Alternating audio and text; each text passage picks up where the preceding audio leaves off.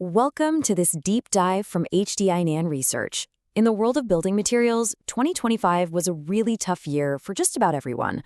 But what's fascinating, and what we're gonna unpack, is how two huge timber companies facing the exact same market ended up with completely opposite stories. I'm Analyst A.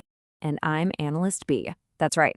On one side, you've got Louisiana-Pacific. You'll see them as LPX, a US-based giant that's all about innovative building solutions. And on the other side, we have Western Forest Products, or WFP, a major Canadian producer famous for its high-end specialty lumber. And that really brings us to the core mystery we're exploring today. In a year with all these economic headwinds, a cooling housing market, how on earth did two companies in the same basic industry end up on such wildly different paths? Let's break it down. Okay, so here's how we're going to solve this. We'll start by setting the scene for 2025. Then we'll get into their totally different business models. After that, we'll look at the financial results, which are pretty shocking. We'll uncover why there was such a gap, what it means for investors looking for that alpha, and then we'll give you our final take. Right. First, let's just paint the picture of 2025. It was a tough environment for the whole sector, no doubt. We saw some major headwinds. U.S. single-family housing starts. They were slowing down, dropping about 6%. Plus, there was just this general economic uncertainty, which made demand really volatile. Exactly. And this is so critical to understand. The key to why they had such different outcomes is that they aren't just two timber companies. When you look under the hood, they're running fundamentally different playbooks. Let's really dig into what that means. This slide just gets right to the heart of it. You see, LPX calls itself a building solutions provider. They're basically a tech company that uses wood fiber to engineer these advanced branded products like siding. WFP, on the other hand, is what we'd call a classic resource converter. Their whole game is about taking raw logs from British Columbia and turning them into high-value specialty lumber from markets all over the world. And a perfect example of LPX's whole solutions thing is OSB, Oriented Strand Board. If you've ever walked past a construction site, you've definitely seen this stuff. It's an engineered wood panel they use for everything: sheathing, flooring. It's really the modern, more sustainable, and, often cheaper alternative to traditional plywood. So with that background, different strategies, different products, let's get to the numbers. Because this is where the story just becomes incredibly black and white. The 2025 financial results show a massive, massive performance divide. I mean, just look at this divide. Adjusted EBITDA, which is a really good way to measure a company's core operating profit, it tells the whole story in one single chart. LPX, on the one hand, posted a very healthy $436 million profit.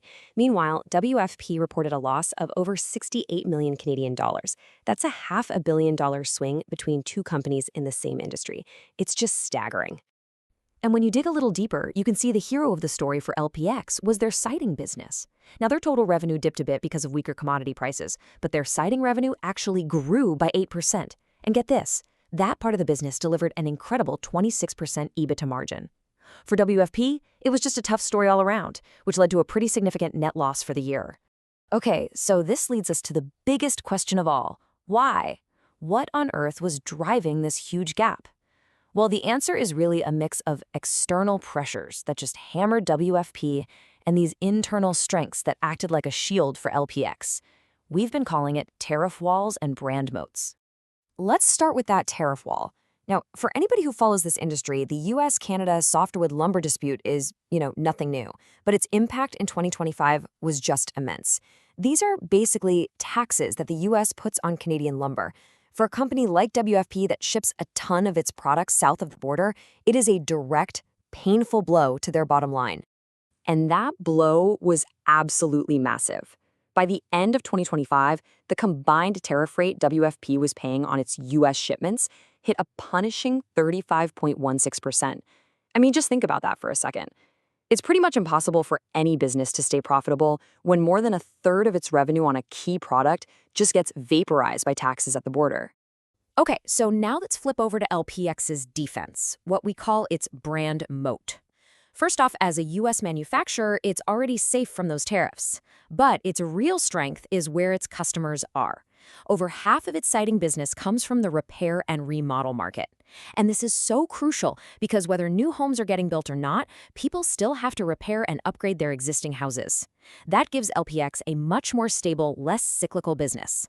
So that huge contrast brings us to the investor's point of view. When we look at these two completely different stories, where do you find the alpha? That potential to outperform the market in the future. And what you have here is a classic dilemma. Do you bet on the proven innovator, or do you take a chance on the potential turnaround story? Yeah, the investment case for LPX is pretty straightforward. It's a bet on them just continuing to do what they do well. They've got a dominant, super high margin product in their siding business and a fortress of a balance sheet with over $1 billion in cash. The case for WFP, it's much more speculative. It's a bet on a recovery. If those tariffs ever get sorted out, or if their big investment in new high-value kilns really pays off in 2026, you could see a significant upside. It's a classic stability versus deep value kind of play. All right, let's bring it all home. What our analysis really shows is two companies taking fundamentally different paths, even though, they're operating in the same forest, so to speak. Our HDIN Research scorecard for LPX is just overwhelmingly positive. We rate their move into specialty products as excellent. They have successfully moved away from the crazy swings of the commodity OSB market. Their tariff risk is low because they're based in the US, and their financial strength is just robust. Plus, their carbon-negative products give them a really strong ESG story. Now, for WFP, the scorecard is definitely more of a mixed bag. That severe tariff risk is the elephant in the room. It is a massive drain on profitability. However, we do rate their value-added strategy as improving. That new kiln capacity is going to be absolutely critical for them. And it's also really important to point out their high rating on the ESG front, specifically because they are an industry leader in their partnerships with First Nations in Canada. So, when you boil it all down, it comes to this.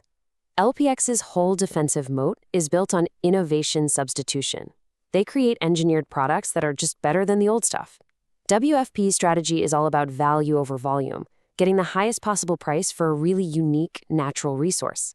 In the market we had in 2025, the innovator was the hands-down winner. And that leaves us with this really fascinating question for the future. As we think about how our homes and cities are going to be built going forward, which of these models is going to win? Will it be the high-tech, engineered solutions, like the ones from LPX, or will the unique, high-value natural resources from companies like WFP ultimately be what people pay a premium for?